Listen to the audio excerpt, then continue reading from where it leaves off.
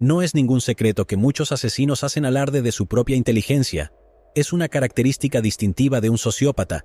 Se consideran por encima de la moralidad insignificante de nosotros, que somos simples mortales. Pero sinceramente, creo que el cliché del asesino genio se usa en exceso, tanto que cualquier idiota con una sonrisa engreída y una condena por asesinato recibe esa etiqueta. Con eso en mente, me gustaría presentar el caso de hoy, uno de los crímenes más famosos en la historia de Chicago, y que heló la ciudad hasta los huesos en 1920. Impulsados por una mezcla de dinero proveniente de un fondo fiduciario, filosofía nihilista y la promesa de atención mediática masiva, dos jóvenes se propusieron cometer lo que creían sería el crimen perfecto. Cuando se dio a conocer la historia de estos dos chicos adinerados y astutos que intentaban demostrar su superioridad intelectual sobre la policía, la prensa y en realidad todos los demás, el caso quedó grabado en la conciencia estadounidense durante décadas. Según algunos, los perpetradores tenían un argumento sólido para el título de genios criminales, pero en realidad su ejecución estuvo lejos de ser impecable. Tal vez esta mortal pareja no era tan astuta como siempre pensaron. Permíteme contarte los hechos y al final me dices si estás de acuerdo. Sin más preámbulos, Leopold y Loeb, los genios asesinos. El 21 de mayo de 1924, Bobby Franks, de 14 años, regresaba a casa después de jugar béisbol con sus amigos en el próspero vecindario de Kenwood, en el lado sur de Chicago. No era el tipo de lugar donde los padres se preocupaban porque sus hijos caminaran solos. Solo personas adineradas vivían allí, en su mayoría, rostros familiares de la comunidad judía. Los crímenes que asolaban el resto de la ciudad en la década de 1920 rara vez se trasladaban a este código postal en particular. Bobby era uno de esos residentes adinerados, hijo de un fabricante de relojes llamado Jacob Franks. Era conocido y querido en la zona, un joven deportista apasionado del tenis. Sus padres lo esperaban en casa ese día para preguntarle sobre el juego, pero llegó la hora de la cena y Bobby aún no había regresado. El reloj seguía avanzando y hacia la noche su confusión se había convertido en miedo. Corrieron la voz de que Bobby no había llegado a casa ese día y preguntaron por el vecindario con la esperanza de que hubiera ido a cenar con un compañero de equipo, pero no tuvieron suerte. Nadie lo había visto desde que dejó el campo de juego después de la escuela. La madre de Bobby recibió una llamada telefónica con noticias de su hijo, el tipo exacto de noticias que ella y su esposo habían estado temiendo. El hombre al otro lado de la línea se llamaba George Johnson y había secuestrado a su hijo. Johnson instruyó a la aterrada madre que esperara instrucciones sobre cómo entregar el rescate de $10,000, lo cual garantizaría la seguridad de Bobby, lo que equivale aproximadamente a $150,000 en el dinero actual. Efectivamente, después de una noche sin dormir, a la mañana siguiente llegó un mensaje mecanografiado por correo, acompañado de otra llamada con el primer conjunto de instrucciones. Este conjunto puso a buscar ansiosamente al padre de Bobby, quien debía seguir una serie de ubicaciones y puntos de entrega, pero desafortunadamente todo se estrelló rápidamente contra un muro. El estrés de la situación hizo que el padre de Bobby olvidara la dirección de la tienda que Johnson le había dado por teléfono, por lo que no podía recibir la siguiente parte de las instrucciones. Antes de que su esposa pudiera abofetearlo por su olvido, toda la búsqueda del tesoro se canceló. Aparentemente todo había sido en vano desde el principio. Bobby estaba muerto y su cuerpo había sido abandonado apresuradamente en un alcantarillado de ferrocarril en Hammond, Indiana. Le faltaba la ropa y tenía quemaduras de ácido en su rostro y torso. La causa aparente de su muerte fue una paliza severa en la cabeza. Esta noticia en primera plana envió una onda de choque a todo Chicago, una ciudad que no era ajena al asesinato, pero que rara vez veía la muerte violenta de un adolescente adinerado en los suburbios. La presión estaba sobre los investigadores para encontrar a los culpables, una tarea que resultaría ser mucho más fácil de lo que todos pensaban inicialmente. Mientras peinaban el área alrededor del arroyo Confidence, los detectives encontraron algo que estaba claramente fuera de lugar, muy lejos en el campo, un par de gafas redondas con montura de cuerno al lado del arroyo. Es cierto que conocer la graduación del delincuente no reduce mucho las posibilidades, pero afortunadamente estas no eran unas gafas comunes. Tenían un tipo único de resorte incorporado, lo que permitió a la policía rastrearlas hasta el optometrista de Chicago que las había vendido, Alma Company. Esto fue un golpe de suerte total, porque según los registros de la tienda, la marca solo había vendido 3 pares de estas gafas. 2 de los sospechosos miope fueron descartados de inmediato, dejando solo un posible propietario y su nombre era Nathan Freudenthal Leopold Jr., otro residente de Kenwood e hijo de un adinerado empresario. Sin embargo, no parecía ser el tipo de persona que matara. De hecho, era un estudiante de derecho estudioso con un futuro aparentemente prometedor. Era extremadamente improbable que hubieran encontrado a su hombre. Cuando la policía confrontó al joven de 19 años, Leopold explicó que debió haber perdido sus gafas mientras observaba aves la semana anterior. Si piensas que suena como algo que inventó en el momento, te animaría a confiar en tus instintos. Fue suficiente para satisfacer a los detectives al principio, pero aún tenían que seguir la pista, y aunque las gafas podrían ser explicadas, las cartas no podían. Resulta que Leopold era un ávido estudiante, y cuando las autoridades registraron su casa, pudieron comparar los escritos en su máquina de escribir con la nota de rescate enviada a la casa de los Frank. La máquina en sí estaba desaparecida, pero los expertos solo necesitaban mirar los caracteres impresos para confirmar la brutal coincidencia. Efectivamente, los documentos de Leopold coincidían con la nota de rescate, un hecho evidente por la T y la F defectuosas en la máquina que se utilizó para escribirlos. Leopold estaba completamente acabado, pero la policía ya sospechaba que no había llevado a cabo todo el asunto solo. Resulta que Leopold era inseparable de otro adolescente local que resultó ser vecino directo de Bobby Frank. Se trataba de Richard Albert Loeb, de 18 años, el más carismático y deportista de este despreciable dúo. Los testigos atestiguaron que los dos estaban juntos el día en que se cometió el crimen, lo que indicaba que probablemente fue un esfuerzo conjunto.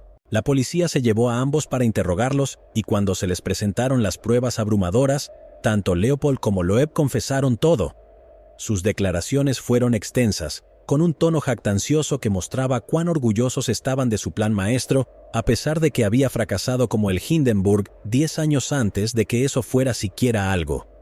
Así que ahí lo tienen, amigos, una de las investigaciones más rápidas y ordenadas de las que probablemente escucharás en este canal. Caso cerrado. ¿Vídeo terminado? En absoluto.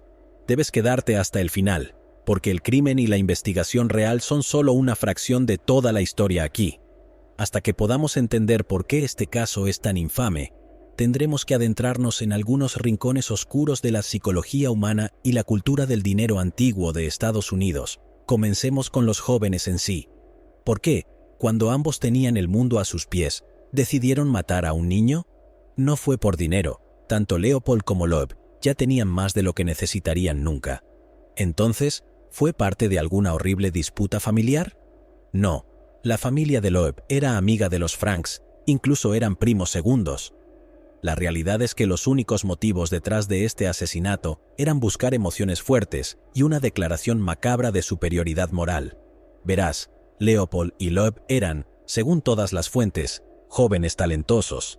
El primero comenzó la universidad a los 15 años y ya había publicado varios artículos en la revista de ornitología más importante de Estados Unidos. Del mismo modo, a los 17 años, Loeb se había convertido en el graduado más joven de la Universidad de Michigan y estaba inscrito en la escuela de posgrado de la Universidad de Chicago, estudiando historia en el momento del crimen. Ahora bien, ¿alguna vez has conocido a alguien que saltó grados en la escuela y fue a la universidad antes? No quiero generalizar, pero tienden a mencionarlo bastante, y ese tipo de cosas pueden causar complejos importantes en los niños. Ese era el caso de Leopold y Loeb. Leopold estaba especialmente interesado en la idea del Übermensch, un término acuñado por Friedrich Nietzsche y utilizado en exceso por millones de estudiantes más desagradables de la facultad desde entonces. En inglés, generalmente se traduce como Superman, pero no del tipo que usa licra. Como con todas las grandes ideas, su significado está sujeto a interpretación. Pero para los propósitos de este vídeo, todo lo que necesitas saber es cómo Leopold lo entendió. Él estaba obsesionado con la idea de que ciertas personas, debido a su intelecto superior, estaban por encima de la moralidad de la humanidad común. Su obsesión era tan grande que llegó a creer que él y su amigo eran ejemplos primordiales de este tipo de ser superior. Elogiaba a Loeb en su mayoría, pues era el más guapo de los dos, el más exitoso socialmente y el que pasaba más tiempo disfrutando de una vida de ocio que estudiando realmente. Por otro lado, Leopold tenía una uniceja que rivalizaba con la de Frida Kahlo y había tenido dificultades para encajar durante su adolescencia. Su torpeza social y sus frecuentes alardes intelectuales dificultaban relacionarse con los prójimos que conocía. Así que un tipo con delirios de grandeza utiliza a Friedrich Nietzsche para justificar una violencia horrible. Espera, juro que he escuchado esto antes. En fin, cuando estos dos adolescentes insoportables se unieron, se estableció el escenario para un descenso violento hacia el narcisismo que dejaría a un joven muerto y a dos tras las rejas. Leo y Loeb habían sido conocidos desde su infancia, pero en su adolescencia tardía, los dos se convirtieron en socios en el crimen, literalmente. Fue Loeb quien lo inició. Su aparente aburrimiento con su vida cómoda ya lo había llevado a cometer pequeños delitos algunas veces. Hasta ese momento, se consideraba algo así como un genio criminal, aunque solo había roto algunas ventanas de tiendas, nada al estilo de Al Capone. Se cree que Leopold se unió inicialmente a las actividades criminales de Loeb debido a una fuerte atracción romántica. Entraron en un acuerdo inestable en el que Leopold actuaba como el compinche criminal de Loeb a cambio de recompensas sexuales. Entre sus crímenes más destacados se encuentran varios actos de incendio provocado, vandalismo y robo. Por ejemplo, en noviembre de 1923, la pareja se dirigió a la Universidad de Michigan para saquear la casa de fraternidad a la que Loeb había pertenecido en el pasado. Su botín fue decepcionante, pero incluía una máquina de escribir con algunas teclas rotas, que Leopold reclamó para sí mismo. Fue en el camino de regreso a Chicago que Loeb reveló su plan para su mayor crimen hasta el momento, uno que aparecería en los periódicos y los convertiría en tema de conversación en Chicago.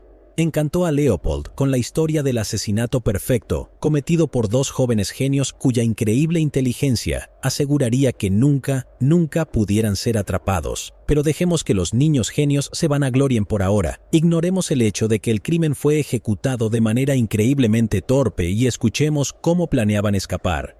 Sus confesiones fueron tomadas por la policía de Chicago el 31 de mayo y, como dije antes, no escatimaron en detalles. Incluso sabemos cuánto costó el arma del crimen, 75 centavos, por si te lo estabas preguntando. Si estás interesado en buscar las copias originales, puedes encontrar escaneos en línea proporcionados por la Universidad del Medio Oeste, pero te advierto que ambas presentan descripciones sin vergüenza de cada detalle del crimen, lo cual puede revolverte el estómago. En su lugar, permíteme resumirte los eventos. Ambas declaraciones revelaron más o menos la misma historia que la pareja había discutido durante meses. La mejor manera de llevar a cabo un asesinato que resultara completamente irresoluble. Loeb era un ávido lector de novelas detectivescas y creía que eso le daba una mayor visión sobre cómo planear un crimen. Para comenzar, Leopold y Loeb inventaron identidades falsas para ellos mismos y luego planearon cada detalle, desde el lugar donde deshacerse del cuerpo hasta el vehículo que usarían para transportarlo. Su plan era tan extenso que se puso en marcha aproximadamente un mes antes de que se derramara sangre.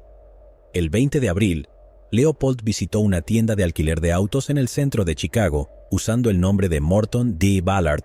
Se presentó como un vendedor ambulante y preguntó para alquilar un vehículo. Presentó un libro bancario como identificación que coincidía con el mismo nombre falso. Leopold lo obtuvo al depositar $100 en una cuenta nueva esa mañana. Mientras tanto, Loeb se registró en un hotel llamado The Morrison bajo el mismo nombre. El imaginario señor Ballard había tenido un día ocupado. Cuando llegó al hotel, incluso había correo esperándolo, enviado por la pareja en los días anteriores. Obtener el automóvil fue la parte más difícil. El operador de la empresa de alquiler solicitó las 3 referencias estándar. Leopold se quejó de que solo estaba en la ciudad por poco tiempo y solo podía proporcionar una referencia, el señor Louis Mason. El trabajador llamó al número del señor Mason, que en realidad estaba conectado a un teléfono público de una farmacia donde Loeb estaba esperando pacientemente. Después de asegurar el automóvil a las 11 de la mañana, la pareja condujo durante algunas horas antes de devolverlo a las 4 de la tarde. El operador de alquiler le dijo al señor Ballard que su tarjeta de registro sería enviada a su hotel en los próximos días. Sin embargo, cuando Loeb regresó al hotel para buscarla, descubrió que el maletín que había dejado en la habitación había desaparecido. Aparentemente, una mucama sospechosa había informado que nadie estaba realmente alojado en la habitación. Cuando el personal del hotel abrió el maletín, habría encontrado revistas viejas, No es exactamente un crimen, pero habría llamado la atención de manera innecesaria cuando te estás preparando para un asesinato, así que nunca volvieron. De todos modos, tenían todas las piezas listas, incluso sin la tarjeta de registro. Avancemos rápidamente hasta el día antes del crimen, el 20 de mayo. Conducían en el automóvil deportivo rojo de Leopold. Los dos visitaron una ferretería para comprar cuerda y otra para comprar un cincel. Más adelante, en la misma calle, visitaron un par de farmacias para comprar ácido clorhídrico. Aparentemente, los farmacéuticos eran mucho más relajados con respecto al ácido de venta libre en aquellos días. Con todos los materiales en mano, regresaron a la casa de Leopold para prepararse. Loeb envolvió cinta alrededor del extremo afilado del cincel, creando un improvisado garrote con el mango. Rasgaron trozos de tela para hacer una mordaza, y Leopold redactó una nota de rescate. Estimado señor, sin duda ya sabe que su hijo ha sido secuestrado. Siga nuestras instrucciones cuidadosamente y no le pasará nada. Si no sigue nuestras instrucciones al pie de la letra, nunca volverá a ver a su hijo. Número 1. No se comunique con la policía. Si ya lo ha hecho, por favor, no mencione esta carta. Número 2. Vaya al banco y obtenga $10,000 en billetes antiguos. Asegúrese de que los billetes estén enrollados. Cualquier billete nuevo o marcado será notado. Obtenga $2,000 en billetes de $20 y $8,000 en billetes de $50. Número 3. Esté en casa a la 1 en punto. No permita que se use el teléfono. Importante. No agregó ninguna dirección junto con las instrucciones muy específicas. La verdad es que aún no habían decidido a quién secuestrarían, por lo que tendrían que llenar ese espacio después. Lo único que Leopold y Loeb sabían era que la víctima debía ser un niño, ya que estos Übermensch eran unos cobardes completos, y debía ser una persona adinerada. Ese era un requisito clave, ya que la nota de rescate tenía la intención de despistar a la policía. Si estos dos jóvenes ricos, cuyas familias valdrían cerca de $150 millones en la actualidad, lo que haría que el dinero pareciera un motivo, y es probable que la policía no buscara entre la alta sociedad. En realidad, no había un motivo material en absoluto. Solo la emoción de acabar con una vida y el viaje del ego, al ver a la policía y los medios de comunicación fracasar en resolverlo, eran las únicas recompensas que realmente querían, y de forma repugnante, durante un corto tiempo, lograron obtener ambas. Debo advertirte que la siguiente parte es muy violenta y muy incómoda. En la mañana del 21 de mayo de 1924, los dos jóvenes se encontraron afuera de la universidad donde Leopold acababa de terminar las clases del día.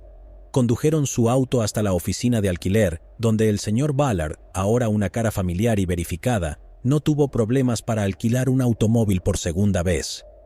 Con uno de ellos al volante de cada auto, se detuvieron en un restaurante para almorzar antes de abandonar el auto deportivo rojo detrás de la casa de Leopold. Todavía era temprano por la tarde, así que decidieron dirigirse a la ciudad para estacionar y esperar. Como dijo Loeb, querían esperar a que las escuelas terminaran antes de comenzar cualquier operación. La escuela particular en la que se enfocaron era la escuela de niños Harvard, donde ambos habían estudiado anteriormente. A las 2:15 fueron allí. Mientras buscaban una oportunidad, Leopold esperaba en un callejón mientras Loeb salía a explorar los terrenos de la escuela. Más tarde, le dijo a la policía: «Esperé en el auto mientras Dick, es decir, Loeb, fue por el callejón a un lugar donde podía tener una vista de la escuela de Harvard, o si veía a algún niño con apariencia adecuada, podría empezar a jugar con ellos». ¿Ves a qué me refiero con que algunas partes de las entrevistas son extremadamente incómodas? Como parte de su espeluznante reconocimiento, Loeb conversó con el maestro encargado de cuidar a los niños cuando salían de la escuela, así como con un joven llamado John Levinson, que estaba alistándose para irse. Frente a la escuela, se encontró con su propio hermanito, así es, el propio hermano de Loeb, iba a la escuela, y eso ni siquiera lo hizo detenerse y reconsiderar lo que estaba a punto de hacer. Después de conversar un rato, lo llamaron de vuelta al auto, ya que, como Loeb le dijo a los investigadores, había algunos niños jugando en la avenida Ingleside que, después de observar varios grupos de niños, volvieron a centrar su atención en John Levinson, a quien vieron jugar en un terreno baldío. Luchando por tener una buena vista, regresaron a la casa de Leopold para tomar unos binoculares de observación de aves. Estaban tan decididos a terminar con la vida de ese niño, que Loeb incluso fue a una farmacia para buscar su dirección en la guía telefónica, con la esperanza de emboscarlo en su camino a casa una vez que supieran dónde vivía. Poco después de su regreso, Levinson se escapó y los posibles asesinos se desanimaron por su falta de progreso, mientras que el niño no tenía idea de lo cerca que estuvo de la muerte ese día. Uno que no tuvo tanta suerte fue Bobby Franks. Se encontraron con él a un costado de la carretera e instantáneamente decidieron retomar el plan. Franks era un blanco fácil debido a que conocía a Loeb y sería fácil de persuadir para un secuestro. Además, sabían que su padre era muy rico. Se detuvieron junto a Bobby y Loeb habló con él a través de la ventana trasera. Le ofreció un viaje, pero Bobby cortésmente lo rechazó, ya que solo faltaban 5 minutos para llegar a casa. Pero Loeb cambió de opinión y le dijo que quería hablar con él sobre una raqueta de tenis, lo cual fue suficiente para atraer a Bobby. Con la víctima inconsciente en el asiento del pasajero, Leopold condujo nuevamente. En el primer momento oportuno, Loeb tomó su arma, un cincel, y se inclinó sobre Bobby cortándole la boca y golpeando con fuerza la parte posterior de su cráneo. Bobby luchaba mientras recibía 3 golpes más en la cabeza, girándose para enfrentar a su atacante y gritando todo el tiempo. Incluso después de 4 golpes, Bobby continuaba gimiendo, algo que Loeb no había anticipado. La realidad de acabar con una vida era mucho menos fácil que en sus novelas detectivescas. Así que arrastró a la víctima al asiento trasero, le metió un trapo en la boca y lo selló con cinta adhesiva. Fue así como Bobby Franks murió lentamente en el asiento trasero del automóvil. Leopold afirmó en su confesión que la víctima murió instantáneamente por asfixia poco después, lo cual es una frase inherentemente contradictoria y horrible. Al principio, los dos asesinos daban versiones contradictorias sobre quién mató realmente a Bobby, cada uno culpando al otro. Sin embargo, sus historias convergieron más tarde. Contaron cómo cubrieron al niño con una manta mientras continuaban su camino hacia Indiana, un viaje total de alrededor de 40 kilómetros. Hicieron una parada en el camino para tirar los zapatos de Bobby en un arbusto, se quitaron los pantalones y calcetines y los volvieron a poner en el auto. Ahora solo quedaba esperar hasta que oscureciera. Recorrieron el campo y se detuvieron en una tienda de sándwiches para cenar y tomar cervezas de raíz, como si no tuvieran el cuerpo de un niño sentado en su auto en absoluto. Una vez que llegó el crepúsculo, continuaron hacia el punto de desecho que habían elegido semanas antes.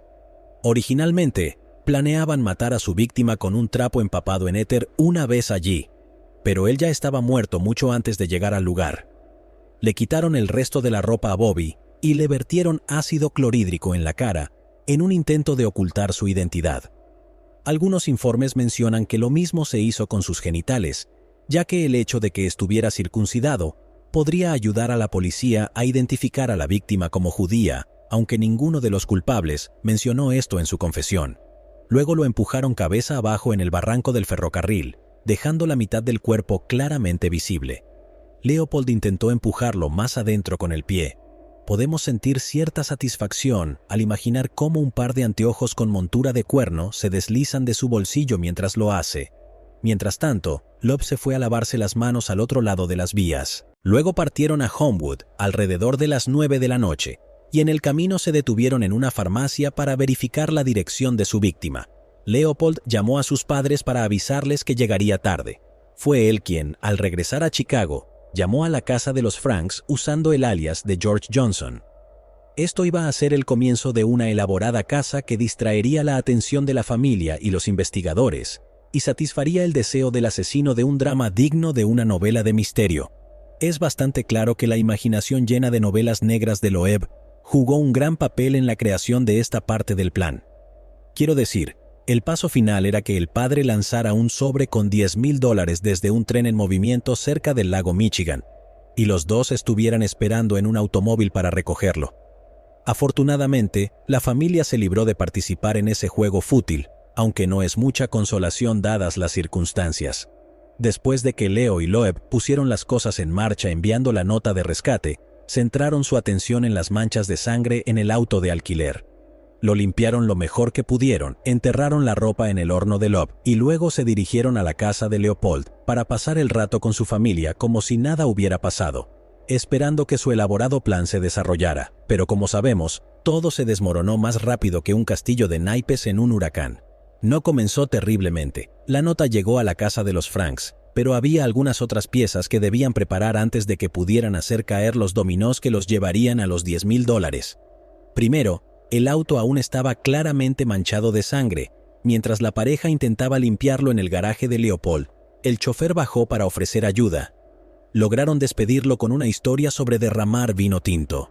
Todos hemos estado allí, ¿verdad? Paseando y bebiendo Pinot Noir directamente de la botella hasta que algún idiota se interpone en tu camino.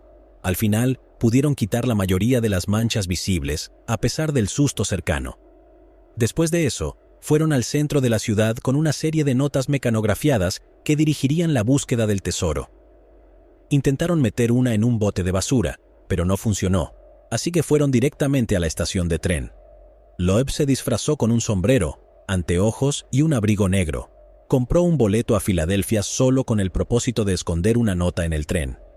Instruía al señor Franks a moverse hacia la parte trasera del tren y observar hasta que viera una fábrica de ladrillos rojos con el nombre Champion pintado en el exterior. Después de esperar unos segundos, debía lanzar el paquete con el dinero lo más lejos posible hacia el este. Mientras Loeb plantaba esta última instrucción, Leopold ponía en marcha toda la secuencia complicada.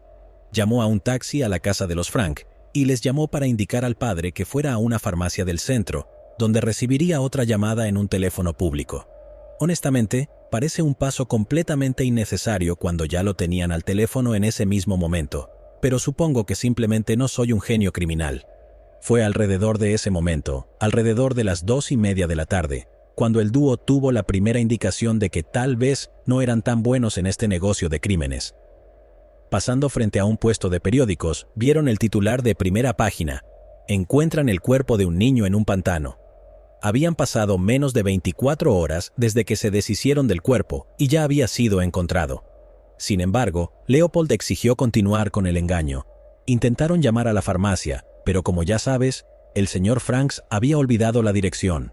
Su dolor, pensando que había decepcionado a su hijo, fue interrumpido por un dolor más profundo. La policía identificó el cuerpo esa tarde, y para Leopold y Loeb, el juego había terminado. Decidieron simplemente devolver el automóvil y regresar a casa. El chofer de Leopold le habló del asesinato cuando llegó, y la ansiedad de la pareja comenzó a aumentar. Empezaron a discutir qué hacer si los interrogaban y se dispusieron a destruir la última pieza de evidencia. La máquina de escribir fue arrojada al puerto y sus barras de letras se dispersaron en un río del parque. Las mantas las empaparon en gasolina y las quemaron en un callejón. Pero había una pieza clave de evidencia que no pudieron destruir. En el periódico vieron que la policía había encontrado un par distintivo de anteojos cerca del cuerpo, y ahora la situación estaba realmente tensa. Ahora nuestras dos narrativas se han entrelazado de manera ordenada, y ahora comprendemos exactamente cómo se llevó a cabo este horrible crimen, con todos los detestables y horribles detalles. ¿Pero realmente podríamos llamarlo el crimen perfecto? Objetivamente, no. De hecho, todo esto muestra tan poco genio como un robo común y corriente. No quiero ser grosero, pero seguramente si dos intelectos brillantes planean durante meses el crimen del siglo, podrían idear un método mejor que golpear a alguien con un cincel. Y toda esa planificación solo para que Leopold dejara caer sus anteojos, descubierto por el mismo talón de Aquiles que Velma de Scooby-Doo. Además, toda la sangre en el automóvil de alquiler, limpiar el automóvil en su propia casa, la pobre ocultación del cuerpo y la cantidad de personas a las que los dos les revelaron sus caras mientras acechaban la escuela, apenas se asemejan al retrato de dos criminales maestros. ¿Realmente podría ser que estos dos no fueran genios en absoluto, sino un par de sádicos torpes con buenas calificaciones escolares? Quiero decir, hay una razón por la cual los programas de crímenes no suelen tener a un diabólico ornitólogo como villano. El asesinato y la observación de aves son campos distintos con habilidades muy diferentes. Al final del día, Leopold y Loeb estaban muy fuera de sí mismos, solo dos narcisistas comunes y corrientes viviendo delirios de grandeza. Esa es mi opinión sobre la historia. Sin embargo, en ese momento, los medios de comunicación tejieron muchas historias diferentes sobre lo que podría haber causado este horrible crimen. Estos eran los primeros días de los medios de comunicación masiva, cuando las radios recién comenzaban a llegar a millones de hogares estadounidenses. Todos tenían una opinión y una agenda que promover. Las ondas de radio y los periódicos estaban llenos de todo tipo de especulaciones. Por ejemplo, Algunos argumentaron que el crimen era el resultado inevitable de la nueva cultura de libertarismo que se había apoderado de la juventud estadounidense. Las iglesias, sinagogas y valores tradicionales tenían dificultades para competir con los bares de jazz y el sexo casual. Es difícil imaginar el porqué. El evangelista Billy Sunday fue uno de los defensores. Él se levantó contra el miasma moral de la juventud de aquel entonces y sus mentes infieles, de igual manera. Un individuo sin nombre referido solo como un portavoz judío escribió en el Chicago Tribune que los padres judíos ricos eran los culpables de permitir que sus hijos crecieran mimados y sin ningún valor. Y, por supuesto, una vez que se hizo público el aspecto sexual entre los dos culpables, esto se tomó como evidencia de corrupción moral. Ahora, recuerda que esto fue en la década de 1920, y muchas personas estaban al acecho en busca de oportunidades para criticar a los judíos ricos, a las personas homosexuales y al ateísmo. Yo no participaré en nada de eso, porque no he perdido la razón. Mi objetivo es darte una idea de la clase de frenesí mediático que se desató alrededor de este caso. La idea del sueño americano mismo estaba siendo puesto a prueba. Después de todo, 2 de sus familias modelo habían producido descendencia, no mejor que la de los pobres que se pudrían en la cárcel. Se convocó a varios académicos para intentar explicar todo esto. Los psicólogos le dieron importancia al hecho de que Leopold ya había sido abusado sexualmente por su niñera. Incluso se publicaron gráficos en los periódicos con análisis de las formas del cráneo de Leopold y Loeb. ¿Por qué es importante? Bueno, hay una pseudociencia antigua llamada frenología que afirmaba que era posible determinar el carácter psicológico de una persona solo al mirar la forma de su cabeza. Haré un resumen rápido de la de Leopold para cualquier fanático de la frenología que esté escuchando. La inclinación de su frente significaba que carecía de poder benevolente. La parte superior de sus orejas revelaba un instinto distintivo. Sus labios eran sensuales. Todas estas narrativas y contranarrativas se tejieron a lo largo de unos agotadores 33 días de juicio que alcanzó su punto culminante con un argumento de clausura de 12 horas de Darrow.